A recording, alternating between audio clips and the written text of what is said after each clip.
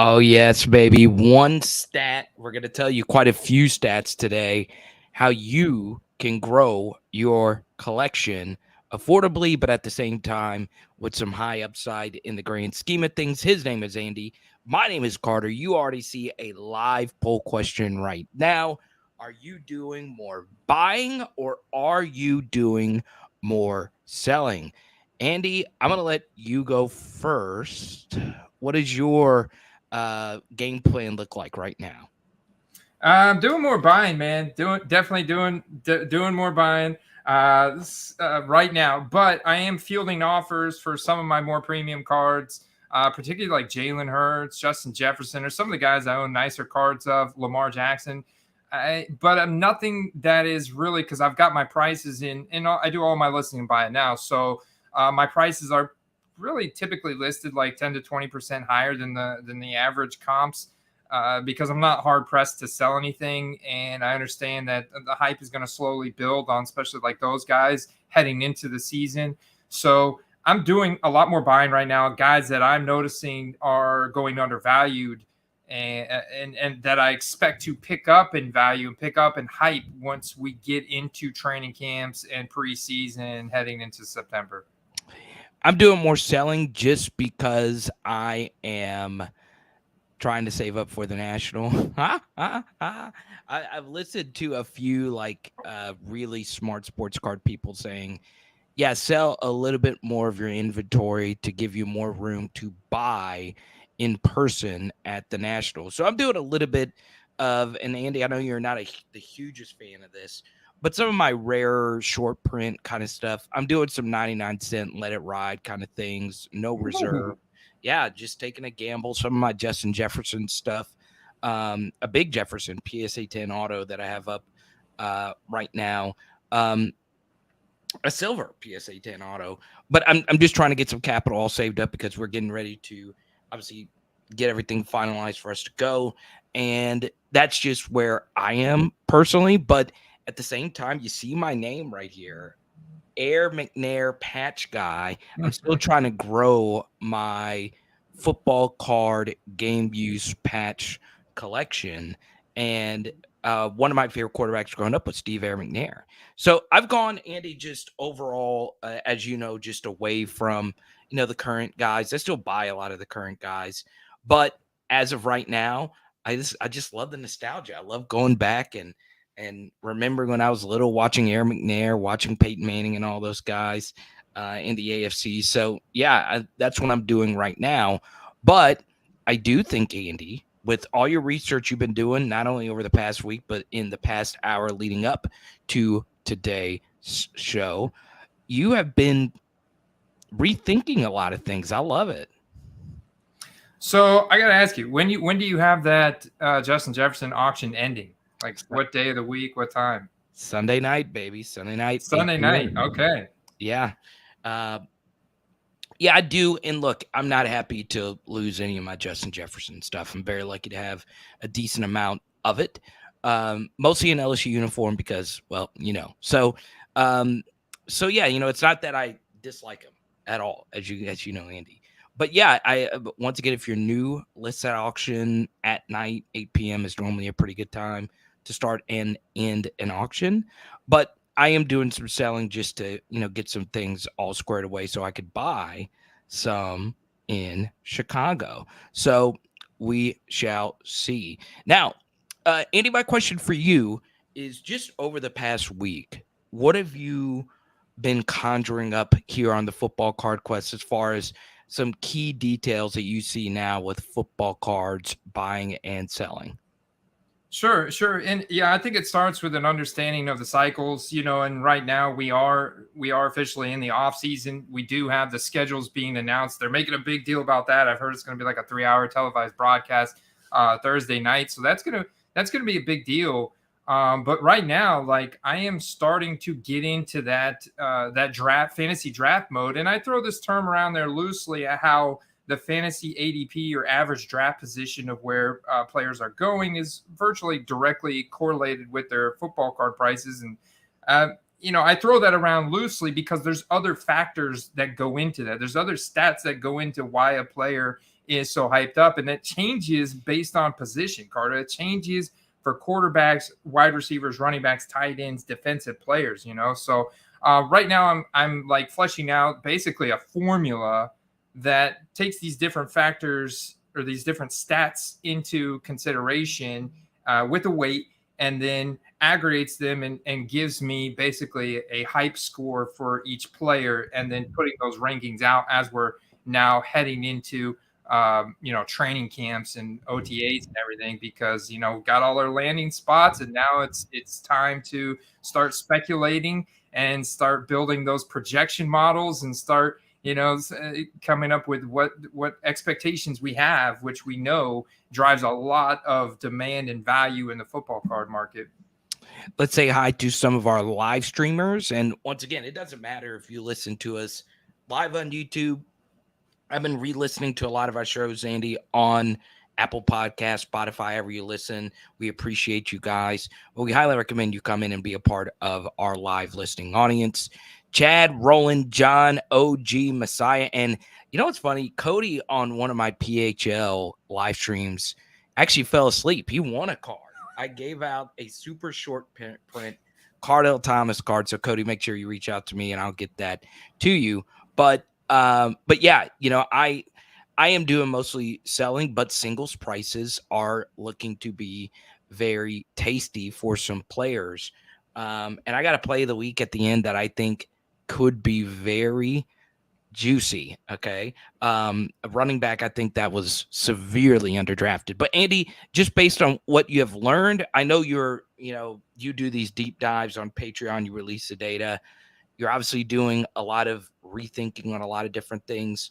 What are some things that are really sticking out to you now that the draft is over and Bowman's out there? We got college license stuff. What are some things that you're just loving right now with football cards? Well, the things that I'm loving right now is some of the disparity I'm seeing between Raw and PSA 10. And I briefly touched on this. I actually wrote this up in depth on Patreon a couple of weeks ago.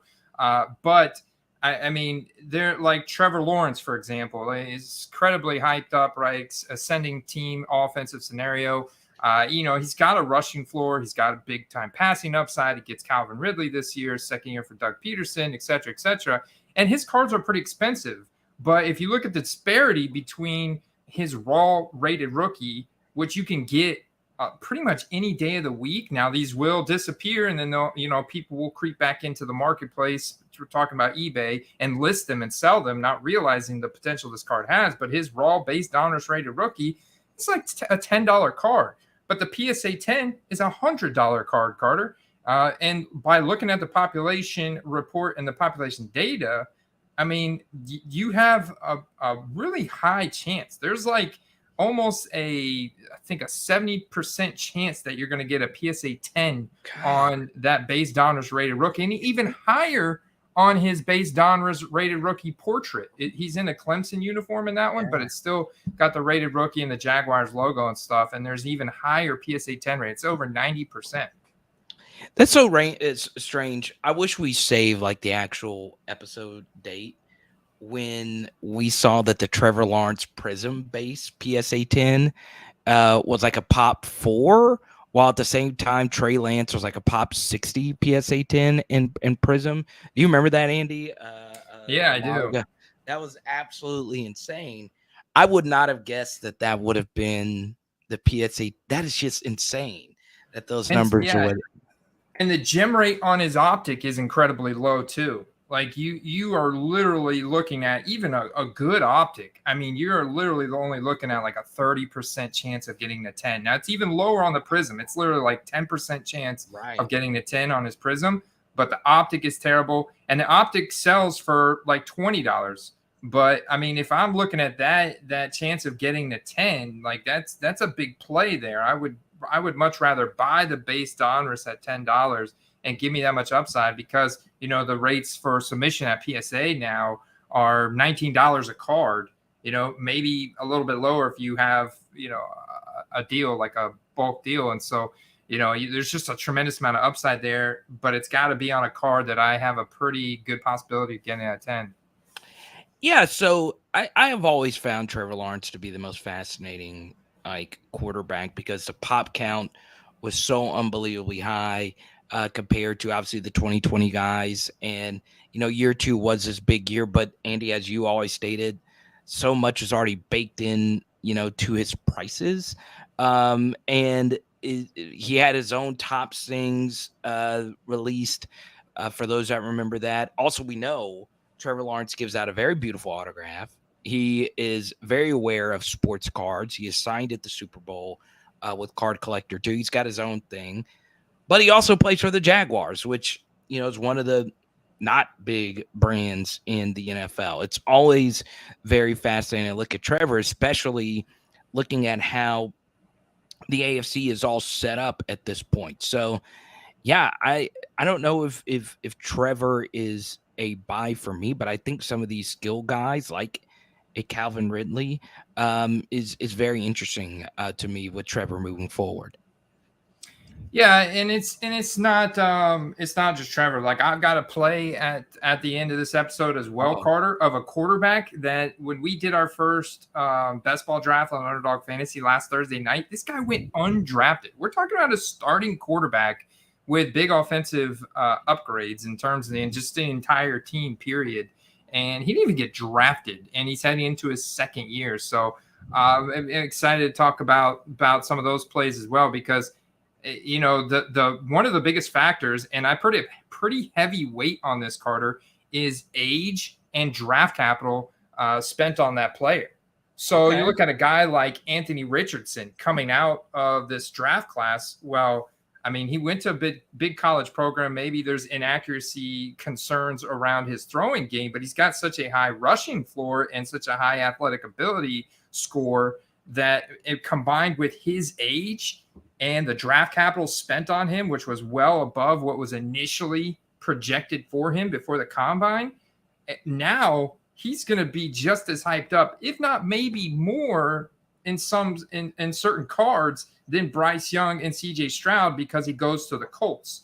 And it's a different team environment, arguably a bigger market. You could say that because they brought over Shane Steichen from the Eagles, that's a better scheme for Anthony Richardson. You also have him going higher than other guys in fantasy football, or than CJ Stroud and Bryce Young in fantasy football, because of his rushing floor too. And there's a lot of ambiguity. Like, how many games is he going to start the season? Does he slot right in and beat out Minshew, or does Minshew like blow him out in camp because of the passing acumen and stuff? So there's a lot of ambiguity like right now, and that FOMO, which is driven by the age combined with the draft capital for initial rookies, is sky high. I mean, it can drive prices astronomical. Now, there's a lot of different ways you could support Andy in his research. We highly recommend you join the PHL. Well, I said the PHL. I do have my own Patreon, but join Andy's Patreon. I'm a member, patreon.com/footballcards. And we go to a super chat. That is also a very good way to support Andy. And we always go straight to the super chat question. Andy, who would you target more this offseason, Sam Howell or Desmond Ridder? Cody Boudreaux leaked my play out of the bag right here because it's Sam Howell. I'm targeting Sam Howell every day of the week with no ownership there in Washington. Tough division, but if you look at it, they are the team that beat the Eagles last year on Monday Night Football. And so I love the weapons there. I also love what Sam Howell brings to the table, more so than Desmond Ridder. I mean, if you look at the draft capital they spent on Bijan, you look at what Arthur Smith did his last year in Tennessee. I mean, they're planning on giving Bijan like just this insane workload. I think they're going to have a conservative offense. And, Drake London may be an incredible receiver. Kyle Pitts is coming off an injury. They want to run the ball with Bijan Robinson. They're going to put him everywhere. He's going to be their featured guy. It's going to be very much like ease Desmond Ridder into it, whereas Ron Rivera and those Commanders, especially new ownership, they want to win games. And they're going to do whatever they can to win games flat out. I don't think it's going to be as conservative. So I think a lot of that may be put on Sam Howell's shoulders. And the guys showed some really interesting rushing upside. Plus they have just insane weapons across the board with McLaurin and Dotson and Curtis Samuel and the backfield with Antonio Gibson and Brian Robinson and stuff. So I'm way more excited about Sam Howell. Plus his prices are just dirt cheap comparing. and he didn't even get drafted, Carter, in our first best ball draft. Interesting. So in the chat right now, type S for Sam Howell, type D for Desmond Ritter. Andy, I just sent you in the private chat the sold items for Sam Howell autos, and they are all over the place. I mean, some of these optic rookie ticket autos are going for 120, 150, 200. I've seen a few 200s. I've seen a slabbed Sam Howell silver PSA 10 go for 385. And look, Washington is hungry for a QB, right? They had RG3 ripped from their grasp, if you will. I don't love Desmond Ritter, but the one thing I like about both of these players is they are rookie contract quarterbacks, and Andy, there's no longer excuses for both of these guys or just those offenses in general that they don't have weapons, right? I have heard a lot about Jahan Dotson this offseason, who I don't think is like great, but I looked at his reception perception profile for Matt Harmon. It looked pretty solid. And look, there's Curtis Samuel still there. There's Terry McLaurin there still there. Good backfield there. And Desmond Ritter, of course, has a lot of draft capital spent on his weapons as well. I would target Howell though over Desmond Ritter, but yeah, I'm not in love with either of them, and I don't know. I think I'm staying away from both, Andy. But if I had to pick one, I would probably pick Sam as well. And yeah, and I think another stat you can look at in terms of what's the Vegas odds got them for MVP. That's an important one for me, because anytime that I am wanting to target a quarterback, I definitely want to take into consideration what's the odds that they could be named like comeback player of the year, NFL MVP, which is made up of a panel of judges that are sports journalists and broadcasters and stuff. That it's very much a narrative driven award, so it typically goes to the guy who's had the best season, led his team to the most wins or comeback wins, barely made the playoffs, but was just clutch for his team around it with, I think there's a big comeback narrative, kind of fresh start narrative for the Commanders. And I think this is kind of like Sam Howell's coming out party, whereas we saw a lot more of Desmond Ritter. And right now there is a sour taste in a lot of people's mouth for Desmond Ritter after how he played the tail end of the season. So right. I feel like, he's going to have more hype coming out of the gate. Now, who can exceed expectations higher? I think Sam Howell, just because the expectations are lower than Ritter, it would seem, if you were to correlate directly over some of these fantasy drafts.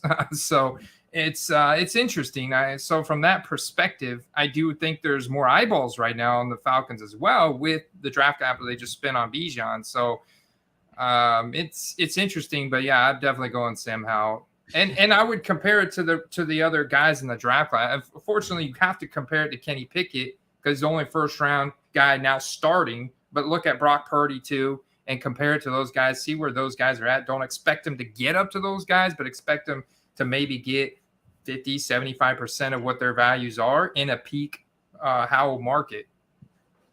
Now, I sent you two private Desmond Ritter gold number to 10 cells. I want everyone in the chat right now, before you put them up on the screen, okay? We see pretty much everyone's in agreement here on Sam Howell or Desmond Ritter. I want you to guess what a Desmond Ritter 2022 Optic Contenders Gold Prism patch number to 5 sold for. I want everyone in the chat to give it your best guess. Gold number to 5 Desmond Ritter card. How much do you think that sold for on eBay? Okay. Just give it your absolute best guess in the chat. I'm just staying away from both, Andy, just because neither of them are guys that I just love at all, even though they are NFC quarterbacks. So there is, a little bit cleaner way forward. But the answer, look, we got a few coming in right here. 250, 900, 1200. The answer is 1500. Andy, put it up on the screen. I don't want anyone to think that some of these prices were outrageous. So that's the gold hollow Whoops. rookie ticket auto. That one went for 1899. Pull And these then other the ones other, up. yeah, the other one, it was a big link before that. 1500. So still, it's the same thing that applies here. 1800, 1500. This was the one that I was referencing right here. Look at that, Andy. Wow. 36 bids, too. 36 bids. So, Cody, my advice would be, and I really do mean this. I don't mind quarterback prospecting. I lost my tail on one big one last year, but I've done really well on some others. My thing is this: if you were the purchaser of this card right here, okay, what is your end game? If you're a Desmond Ridder Atlanta Falcons collector, your end game obviously is to get super rare gold stuff in your collection.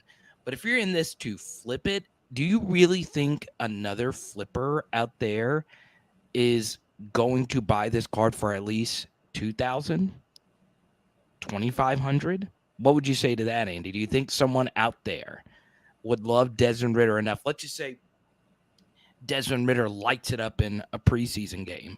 I still don't think anybody out there would just immediately run to eBay to buy this card for 2K or maybe even get your money back. No, you're buying that. You're buying that 4 touchdown preseason performance in the value of this card. You're buying that that preseason expectation, the value of this card. I mean, maybe a couple $100 if you catch an impulsive, Falcon super collector type person. Maybe they, there's always the, I guess, the chance that someone buys a pack of cards and rips a super rare card out of there and then sells that to buy this kind of deal because they're a massive Falcons fan. That's the only situation. I just don't see this card really appreciating much more in value unless he goes on like 3-0, 4-0 type start to his season and being talked about as an MVP, which I mean, I cannot fathom. I just can't fathom it. And it also comes to mind if it was even paid for, which I would sincerely doubt that both of these were paid for. And if not, both of these were shilled to the high heavens. But I do agree with my guy Roland that it is a very nice looking card. But still, I didn't think we would be talking so much Desmond Ridder and Sam Howell here. Let me ask you this, Andy. As far as like an RB market is concerned, I am going to be very interested to see what Bijan Robinson stuff goes for. We were looking at some Bijan autos before the draft even started that were going pretty high. He's in Atlanta, big market. Obviously, Falcons, I'm not going to say they have a great fan base because I'm a Saints fan, but they do have a loyal fan base. It's going to be interesting to see what Bijan could do to potential running back cards this next year. Yeah, 100%. Because you look at the once again the Vegas odds for offensive rookie of the year. He's the overwhelming favorite right now, and he should have a massive opportunity. He's got the athletic ability to convert it. So from that standpoint alone, with him being a rookie and being as good as he is, he's the type of player that can transcend a losing record because he finishes as potentially the RB1 in fantasy. He potentially finished as the leading rusher in the NFL and gets the Offensive Rookie of the Year award, which would put his prices in that elite category of guys on like Justin Jefferson. I mean, look at Justin Jefferson. He's a prime example from a different positional category, but as a wide receiver compared to Bijan as a running back, I think you can compare those guys if Bijan executes at the level at which we think he will. Because look at Justin Jefferson. The Vikings always flame out in the wild card round or heading into the playoffs. So they lose in the primetime game and stuff like this. But Justin Jefferson's still the wide receiver one. He's still him. So I mean, and you look at the values that he gets. He garners more values than even CeeDee Lamb, who's on America's team. So. Yeah, I think I think his values are going to do really well if he can play at that level. Let's freaking go. So right now, obviously, Andy and I both affiliated with Underdog Fantasy. Sign up now. Promo code Quest or promo code Carter. That's mine, but use Andy's. Promo code Quest. And Bijan right now, Andy, is the RB2 being selected on Underdog Fantasy, only behind Christian McCaffrey. So the Bijan hype is very real right now. It was already, but it is amazing to actually see these huge drafts, which, as you know, Andy, people spend hundreds of thousands of dollars to compete in. The draft capital, not only in real life, but in fantasy life, is just going absolutely insane. So let me ask you this, not only from a football card perspective, but just from him, a player perspective. What do you feel about him moving forward, and also how do you feel about Jahmyr Gibbs moving forward? Yeah, so I really like Bijan. I think, well, in the underdog draft we did last Thursday night, he went at the 1.1. Somebody took Bijan number one overall. I do think that they're going to give him the ball as many times he can possibly handle. Plus, he's going to get receiving work, and he's highly efficient. So I do think that, heading into September, he's going to continue to stay in the middle to the beginning of the first round of those fantasy drafts. He's going to continue to be hyped up and talked about as potentially the next Adrian Peterson in the NFL, like the next great running back in the NFL. And as guys like Derrick Henry and Christian McCaffrey get older, he's the new wave, right? And there hasn't been draft capital spent on a running back like since Saquon Barkley in 2018. So Bijan is going to be the most hyped running back, I think, by a pretty big margin. So any of his autograph stuff, his college uniform stuff is going to be highly viable. There also, the Chronicles is getting ready to be released here at the end of May. That's Chronicles draft picks. So it's going to have a bunch of different inserts, college ticket autos. It's going to have some legacy college rookie cards. Some have rated rookies, but college uniforms. That's going to be a hot product for these rookie guys. And I look at a guy like Jahmyr Gibbs, who's just getting absolutely steamed up. Like, people are steaming him up like crazy. In some cases, taking him over Amon-Ra St. Brown, who I think was a massive winner out of this draft. And yeah, Jahmyr Gibbs looks like everything that they wanted DeAndre Swift to be. And yeah, he is behind a lead offensive line with a check down quarterback and all this stuff. And he probably will get receiving work with Jameson Williams being suspended for the first 6 weeks. And just don't have many other weapons there. Although they, outside of Amon-Ra St. Brown and them drafting Sam Laporta, it's like, a bunch of either dusty old guys like Marvin Jones or guys that have, so yeah, the depth chart competition is shallow, but David Montgomery, he's solid. I think people are starting to overvalue. I think Jahmyr Gibbs is already in that overvalue category. Ooh. He's a guy that, well, yeah, I mean, he got steamed up so quick, man. I think people are underestimating the impact that David Montgomery is going to have on that depth chart and Amon-Ra St. Brown. So I think it's a great situation, but to spend a first-round pick on Jahmyr Gibbs in fantasy, to spend the same on Jahmyr Gibbs as you're spending on Bijan Robinson's rookie cards is too much. He's not worth that much. That's my opinion, Carter. That's why I say his product is overvalued. He also went to Alabama. That's a massive college program, iconic college program. So that is a stat.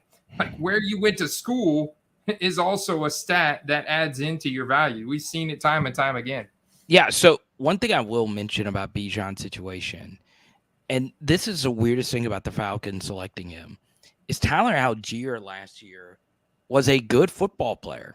Like, I'm not going to tell you he's a second coming. I'm not going to tell you he's a Pro Bowl level guy, but I love me some Tyler Algier. And with a 5th round pick, they were getting production out of that, and they spent another 1st round pick on a running back. So yeah, I'm a Tyler Algier believer. I have been. Um, but yeah, we could grab this Jameer Gibbs base auto. What are we at? 1999. Let's see. We might get a snipe here. What is it? Is it numbered? No, it's just regular. It's Uh, not numbered. Yeah. See, the backs on these cards like leave a lot to be desired as well. Like, yeah, I would hope that they put some college stats on there. Like, put some college stats on there. yeah. Is it No, that that hard? I was going after a Mason Smith LSU card, and I saw the back of these. I was like, what? Really? Feels like something that would be handed out to me at like an event. I mean, we're Bowman you guys through and through. That's very interesting. It looks like that And card. yeah, this is technically Bowman Best, which is Right. now like a subsidiary set off of the Bowman University brand. So it's like, okay, they've introduced this new little set. It hasn't done as well already, and I'll tell you right off the bat, I'm not as big of a fan of the design or the way they did like the backs and stuff. I feel like there's going to be more loyalty to just the Bowman Chrome University than this set, Carter. Mm, absolutely love it. So one thing I'll bring up to you, Andy, National Treasures is coming out like in the next month, I believe, month, 2 months, just depending on release dates. By the way, a tip that we always give out if you are trying to get release date information, it doesn't matter if you go to any website, always be skeptical of it because release dates get pushed back all the time. They just do. So always keep that in mind. But what I would say about release date information is always check on it. Always check on it. And if you have an auto of a very speculative player in a set that is not so well desired, always be looking to move that while the other cards just aren't there, just because of simple supply and demand population control, right? So it is important to always, Andy, take a look at those release dates because I mean I'm very interested to see what National Treasures is going to do um, over the next few months. Yeah, and you talk about cards to own, national treasures. When I search 2016 and I look at some of the prices that Jared Goff is getting now, it's pretty crazy. Right. But the highest sold card from May is a national treasures card. It's a national treasures rookie card. When I go to 2017, look at the most expensive Patrick Mahomes cards. They're national treasures and rookie ticket autos and flawless. And then I go 2018, do the same thing. Josh Allen, Lamar Jackson, national treasures again, highest sold value in May already. And then same thing with 2019. It's actually a Nick Bosa. It's not a Kyler Murray. It's not Interesting. some of these other guys from 2019. It's actually these skill position guys from 2019 are taking over. And that was Nick Bosa. Then 2020 is Joe Burrow, national treasures again. Carter, and then you also have flawless there. You got Justin Herbert, flawless national treasure. Same thing with Hurts, and there was even a Tua that I had pulled up that it was a 101 that someone spent 25 grand on. So I was pretty shocked about that. But national treasure is like cream of the crop still with flawless, and some of these rare rookie ticket autos get up there all day long, and then Prism, super rare Prism. I am interested, and please reach out to me if you're listening to this on a podcast down the road. But is there anyone in the Card Quest Nation that actually breaks National Treasure? Like you jump into breaks for this super high end product. I am a little shocked at how much people love National Treasures, right? It is a brilliant looking card. It is absolutely beautiful. I'm not saying that at all. But Andy, I think it shocks you a little bit as well how much people love that product. Like even over flawless. It's kind of sort of the same thing, but it's not really the same thing.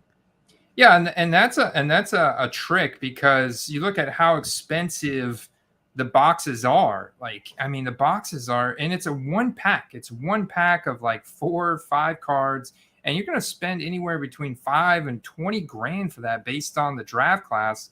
And they're all going to be serial numbered. They're all going to be probably autoed or have some kind of jumbo memorabilia. But there's situations where you can target the singles of good skill position players because they do have a pretty long checklist of players that get printed in National Treasure, both veteran and rookie. And you can target those singles undervalued. You can sometimes find them in auction ending for $40, $50 on a sleeper player in the league, whether it's a wide receiver, running back, tight end, and then turn around. That guy has a breakout game, starts getting hype heading into the season. All of a sudden, that card goes from being worth $50 to now someone buys it for $350, $350 because of the scarcity and the brand recognition around National Treasures. And they'll because they're used to paying that much for National Treasures cards. So when they see your buy it now listed at that, they sometimes, if it's an impulse buy, they're not even going back 30, 60 days, look at what the auctions did. Right. They're making that purchase, and they know that those National Treasures are going to disappear first over some of the other cards. Before we get to a few viewer questions, let's zoom in on a few of these cards right here. I love the Spectra. Look at that. Yeah, they got the Spectra in there. And you notice what I like about this is the design's cool. People love, collectors love Spectra. You got the rookie card logo, though. That's big for me. Yeah. Because people see that, instantly jumps out at them, as an official rookie card. There's your rated rookie, man. You got your rated rookie in there. That's going to be huge. And you notice that it has the same pro design as this year's draft class. So it's very easy to for this card to be valued similarly to this current year's draft class, even though it's still college uniforms. It's officially licensed, and it's got the pro design to it and the brand recognition of Rated Rookie, because Rated Rookie is its own brand in and of itself. Let's go to a few questions here, Andy. SCA Sports Cards. Is the same thing happening in football with Panini like baseball? Baseball, they can't use active MLB players starting with their 2023 release. I'm not sure, but I've not heard anything about this. Here's the comment from SCA Sports Cards. Baseball can't use active MLB PA players starting with their 2023 release. No, this is not the same, because Fanatics may own the NFL PA license, but they do not own the NFL license. Those are two different licenses that you have to own if you want full control over printing licensed NFL football cards. And there is talks, like we talked about this last week, about how Fanatics is working on a deal to contract directly with players. And then obviously we know the Panini license with the NFL is up in 2026. Obviously it's going to be up for bids. NFL's out to make that money, right? So Panini, they're a powerhouse. We'll see what happens, but I don't foresee any significant changes in the NFL product besides these like college uniform products here from Fanatics and Topps and Bowman, what have you, until 2026. I still see Panini as the primary manufacturer with not many changes. So I am just not smart enough to understand all of this, because I don't follow baseball cards at all. It's very confusing.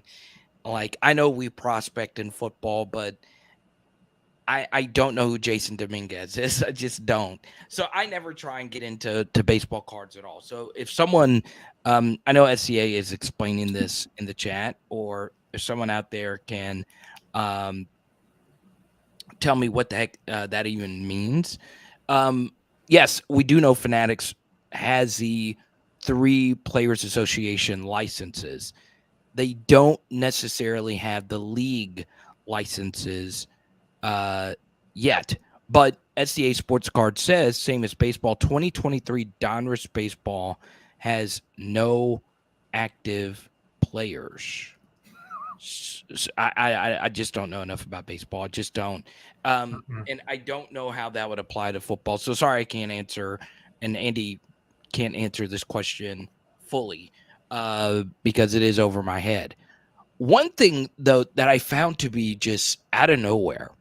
Okay. I know this is a different sport than football, but these basketball Monopoly cards, have you seen this, Andy? The Monopoly Prism. I does anyone have the idea as to why those two brands merged together? I've not done any research on it. I just see it all the time on my Twitter timeline. I didn't even know Monopoly was still a thing. I remember playing the McDonald's games and all of that. But yeah, it is. It's very strange. Why is Santa Claus being printed on a downtown card? You know, Oh man, I love the Santa Claus downtown. I What do think you the Panini and the Monopoly, the Monopoly trademark pairing together is, I don't know, maybe it's a Panini sending a message to fanatics saying they've got a monopoly on football cards, or they just thought it was like clever. Some of these designs, I don't know. But I saw some of the prices and how excited people were for Monopoly. Like, do people even still play board games? I mean, I don't know. I don't know why people like. I mean, people clearing shelves type of retail kind of stuff. Heck, one thing I will say, and this is going to tie in with hobby tip of the week. So we're going to do hobby tip of the week here. Um, check your retail shelves. I know quite a few of you don't even go look because it used to get cleared out and you weren't sad. But normally, retail shelves, especially at Walmart and Target, they're at the front of the store. I walk into a Walmart. Guess what? I saw some 2022 Prism boxes on the shelf, blaster boxes on the shelf. Now, I didn't get them because, like I said, I've been saving up for the national here. But you can get product on the shelves again, Andy. What a crazy concept. Yeah, just don't expect much out of it. Total gamble, right? And Ugh. in fact, it makes perfect logical sense. This will be my hobby tip of the week. We touched on it last night, but I think it's worth touching on it again and mentioning this to you, Carter. I was talking to Ryan Haslip, who Ryan and I are doing, where I'm reviewing his eBay store and helping him go from ripping boxes to selling, being more of a flipper and building a collection, selling singles on eBay. And he's ripped a ton of product, and what he's seen is that when retail product is first released, it has a lot more hits in it. And it makes perfect logical sense once he mentioned this to me, because it when people are pulling hits out of the new product, they're telling their friends, they're posting on social media, they're talking about it, which drives more people to go buy more product. And so he's his opinion, because he's bought so many retail boxes, that after about a month, all of a sudden now the product becomes very diluted, becomes very hard to pull anything rare. It's a bunch of commons mostly, and it's very hard to pull anything rare. Whereas when a product is first released, that's when you're going to get your best cards. That is very interesting. What I think would be an interesting study would be how many gold number to 10 cards are listed on eBay like the first 2 months of release date. And that way you can kind of test how many now of course some people rip them and keep them, but it would be a good way to see how many are ripped in the first few months and then listed. And if it's a high amount, that would add to his theory that there are more hits in the boxes at the beginning of the releases. I've never really thought about it that way. Yeah, I didn't either. But whenever he said that to me, because he had so much experience ripping hundreds of boxes, it made perfect sense. From a logical standpoint, if I was Panini, that's what I would do. And it would be, I'd put the more rare cards in the first boxes going out, so that people pull them, they're posting it, they're getting their friends excited. All of a sudden, now people are flocking to the stores to try and buy those boxes. Just how it leaks about this monopoly. If there's a perceived scarcity around something that's popular, amongst the big content creators and social media influencers in the space, and that makes its way through the interwebs and all over Twitter and Instagram and everywhere, then that's just going to get people excited, hyped up to pursue that themselves. And you know, there's still, like, you could go to the Walmart today and buy a box of Prism. You've got a chance, but do you? Do you really? It's probably very slim chance, even more slim than whenever they were first released. That is so fascinating to me. Okay. So there you go. Now let's get to a few comments here. BCJ, Fanatics will just buy Panini. Very interesting. Do I believe Fanatics will just come out and buy Panini? There have been rumors with Leaf. There have been rumors with everybody with Fanatics. We already know that they have bought Tops. Okay. I know quite a few people that work at Fanatics. They don't know, right? I would guess that they are just weighing their options. But because Prism has just been, so big, I could see this. I really could see this happen. But then again, I want Topps football cards back. And we've already seen it with like Bowman U. I collect Topps football cards from 2013 in particular. So Fanatics will just buy Panini. Do you agree with that, Andy? Do you think that that is something that you will see happen? I don't know, man. I don't know. Panini is well established. They love money. It's going to have to be a massive deal. It would probably be a multi-billion-dollar deal. And I think it comes down to how well are Panini's financials when it comes to 2026. Can they secure licensing specifically for NFL, which has now become like one of their main bread and butters? So can they maintain an exclusive contract with the actual NFL license? And will Fanatics offer the billions that they want to walk away? Man, I don't know what type of good old boy, relationship there is behind the scenes, behind like the executives of Panini and the NFL kind of thing. There could be relationships there that supersede what Fanatics has, and Fanatics may not have the financials to make the offer that Panini wants. So I don't think it's a guarantee. I don't think it's something that you can bank on just yet. I think it's a possibility, but I don't think it's a guarantee. One thing I before we get to plays of the week here at the end, we say hi to Thundering Cards and everybody just floating in here. I am obviously very interested to see what's actually going to happen with all of this. But what I would say is it goes back to your initial point about exclusives with the initial players, right? Or separate from football cards, because they have a lot of exclusives. Like Joe Burrow signs with Fanatics, right? So if you buy a Joe Burrow autographed jersey that wasn't signed in person at a game, there's going to be a Fanatics hologram sticker more than likely on that jersey. So I do think that would be very interesting.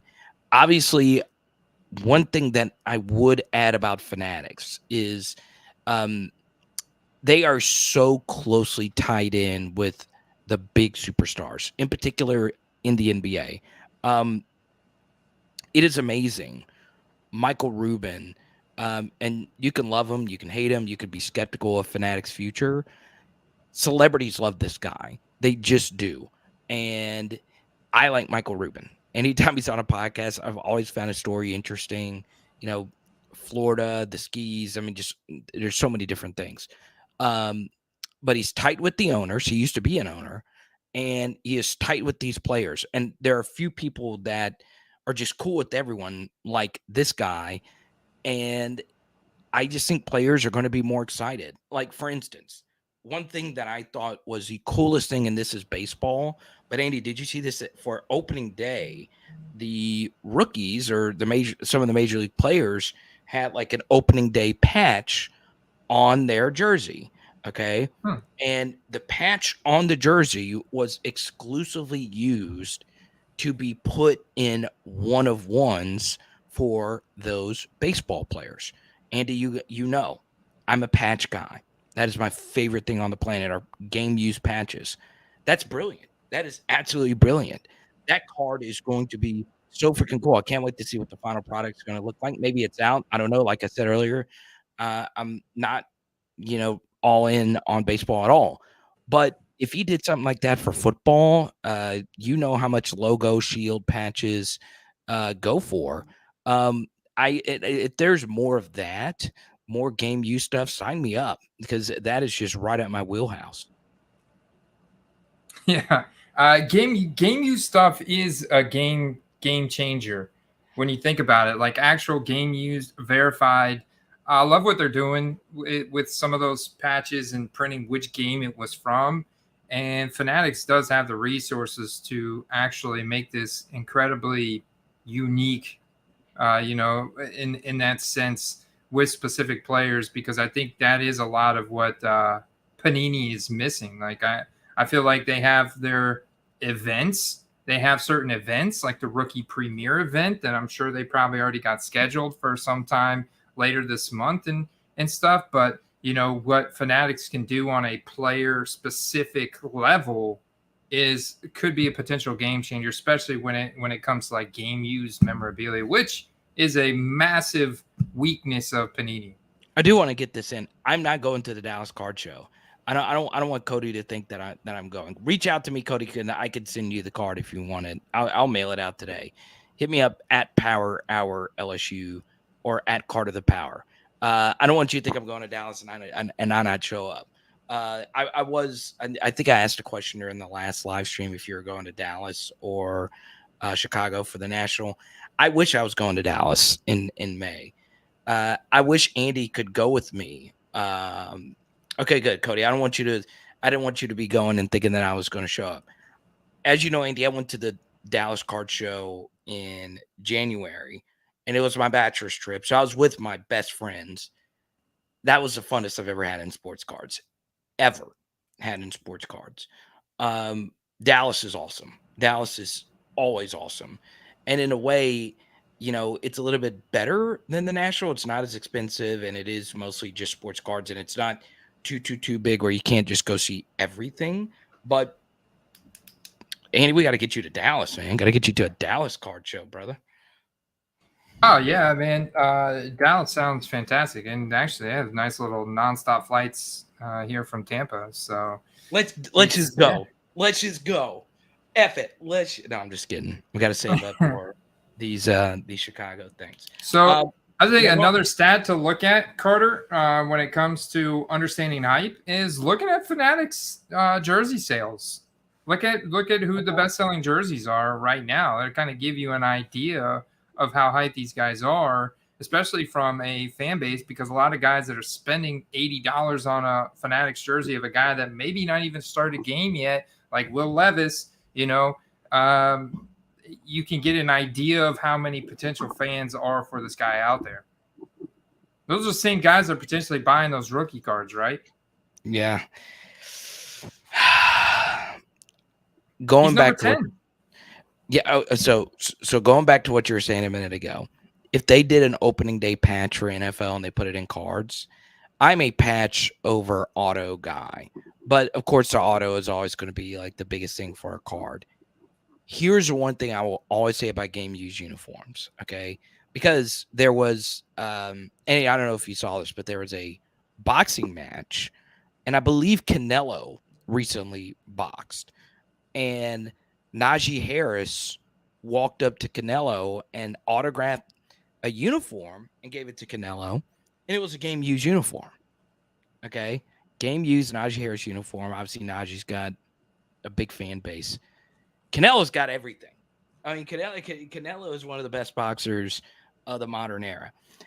I was just thinking to myself, God, that would be so sweet just for that jersey to be chopped up and put in a bunch of cards, and there'd be a bunch of kids that can go around, Andy, saying, I got a piece of Najee Harris's game-used uniform in this card. The reason why I like game-used uniform stuff so much is somebody can always autograph something. A legend will be able to autograph something until they're 70. game used uniforms are the ultimate finite resources that we have in sports memorabilia. So it's always something, Andy. You know it's what I've directed a good bit of my focus on is that, and I would hope Ruben with Fanatics has a bunch of new game used uniform stuff out pretty soon. Yeah, that could be like the straw that breaks the camel's back. That could actually put Fanatics clearly in the lead of Panini if they figure out a solution to the game used memorabilia cards.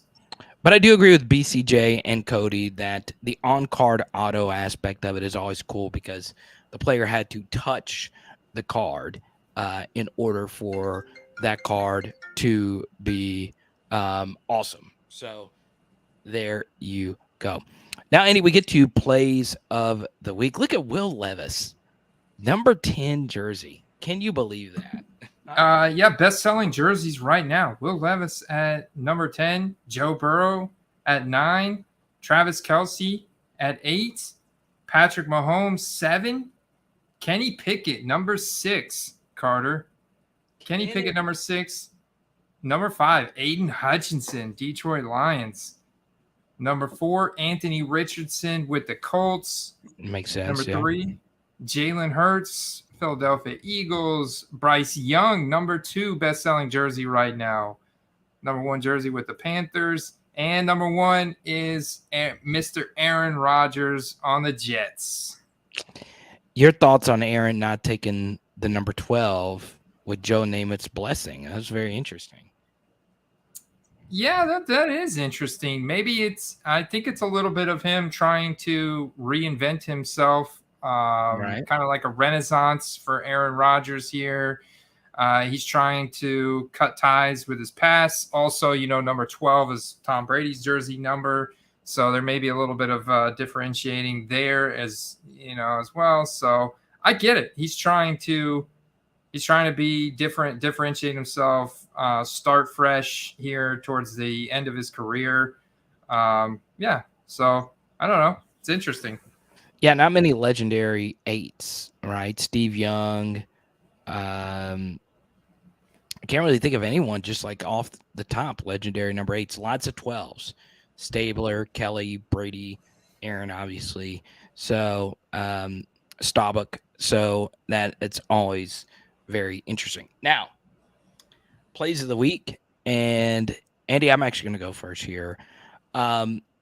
There's not many autos of this guy. You can only find Sage autographs of this guy, which are always very interesting. But I'm going to show some love for Tank Bigsby, the running back out of Auburn that was selected to the Jacksonville Jaguars. Okay. So I know Etienne is there. Totally get it. But I don't think with Etienne's injury history that they're going to want him to be Troy Aikman wore number 8. So apologies to Cowboy Nation. But there's, I think there's going to be weeks where we see Tank Bigsby at Auburn show up for Tank Bigsby with the Jaguars. Consistently, Tank Bigsby played with bad offensive supporting cast, bad offensive line, bad quarterbacks, bad receivers on the outside, and a coach who was never meant to be in the SEC. Now he goes to the Jaguars, one of the best play callers, one of the best quarterbacks, one of the best systems, and they are wanting to probably keep Etienne fresh for the playoff run. Insert Tank Bigsby, who is going to be playing with the best supporting cast he's had in quite some time. Now, I know he ran the football a lot, so there's a lot of tread off the tires, but I looked earlier, Andy, Tank Bigsby autos, some ended for $5, $5, $6, $7, $8, $9. Now it is Sage, mostly Sage. I can't find really anything else, but this is coming from an LSU fan. I really enjoyed watching Tank Bigsby play, and I think he is going to be a very underrated pro. And let's just say that Etienne Liz Frank injury pops back up. This running back room is wide open. Now, I don't know. I think Snoop Connor is still in that room. I'm not worried about him. watch out, Andy. Tank Bigsby is coming. Are you ready for the tank? I'm not, man. I've got a lot invested in Travis Etienne, so I Whoa. want all the Travis Etienne workload. All right, Andy, let's hear it. Play of the week. So, Oh, but no, I dig it, man. Young guy, athletic upside there. So, my play is going to be even deeper sleeper than that, but he's got rookie cards out. You know, he's from 2019 draft class, struggled with injuries, feels like virtually every year. Previously, you know, went to Alabama, early second round draft capital. He's tight end. And I was expecting this team to take a tight end in the draft, but they didn't. They didn't spend any draft capital on a tight end. So this is their guy. And I'm talking about Irv Smith on the Cincinnati Bengals. He may be a mid-range talent at this point with the injuries that he's struggled with outside of the flashes that he's had going back to his rookie season. But now he finds himself as the tight end one for the Cincinnati Bengals, who is one of the best offenses in the NFL. And he's got the profile to actually execute at a pretty high level. I think he can definitely have these spike games like Hayden Hurst did last year and make himself quite relevant in that receiving attack. And his cards are just insanely dirt cheap. So when, like you said, when you can get a rookie ticket auto or an autographed card that's got serial number, etc., for $5 to $10, it leaves you with a lot of upside to cash out at any other point in the season. And we're especially talking about like potential playoff potential here, which could have even higher upside than heading into September. He'd be a guy that it would be stashing and hope that he has one of these spike games, either prime time or playoffs for the Bengals. And then people go out and want to buy some Irv Smith. Where's Irv Smith from originally? Do you know? Where is he from originally? Like in where did he play his high school football? I'm gonna guess somewhere in Louisiana, probably New Orleans, Louisiana, baby. He's from the 504. He is a Brother Martin Crusader. Irv Smith, only a 3-star recruit. Nick Saban loved him, and he went to Alabama, had a great career. I like the opportunity there with no tight end being selected. I like your mindset. And Derek is fading your Irv Smith. He says Irv Smith is a tight end version of Will Levis. Ooh. There's a lot of Will Levis believers out there that think he's actually going to take over this job from Ryan Tannehill. You know, if they release Ryan Tannehill, they can save $18 million in cap space. So, yeah, it's an interesting storyline. I'm not sure that Will Levis, but we've seen declining statistics from Ryan Tannehill in EPA, in accuracy, in efficiency. In the past couple of years, we know Malik Willis is not pro ready at all. So there's a chance that Levis can step up and potentially take the starting. I mean, he's got the cockiness and the attitude to go and take it. Will he? I don't know, but people you can see are really hyped up about the Titans moving up in the second round to get him, and there's a lot of fans for him out there. One of the biggest what ifs in NFL history. I'm gonna give it to you right here at the end. So do you know who Brett Bielema is? Andy? What, Brett Beavemus? No, Brett Bielema. Brett Bielema. Man, it's not ringing a bell. All right, so he was a coach at Wisconsin, and he ended up taking the Arkansas job, and was a very good coach, solid coach for Arkansas standards. And he eventually got fired and had a little time with the Patriots and all of that. But Brett Bielema was a very pro-style coach. And when he was with Wisconsin, he interviewed with the Miami Dolphins. So he met with, Stephen Ross, and he said, hey, I will take the Dolphins job.